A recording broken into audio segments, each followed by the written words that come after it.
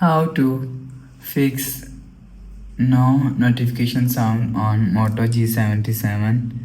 Let's start the video. First of all, if you want to fix this problem, so restart device, just click and hold side power button and volume up button at the time. You will see restart device from here. After restart device, you will see your problem is solved. But if it not solved, so go to app library, scroll down and click on settings app.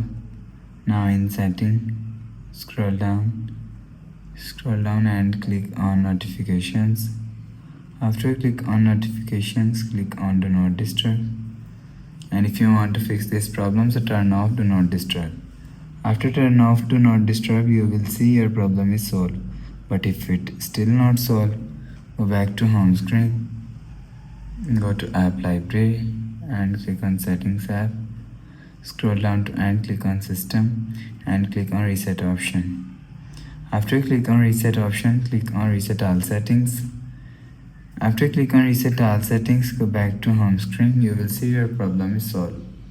But if it doesn't fix this problem, again click on settings app and search software update. You will check your software update is latest. If it not latest, update your software latest.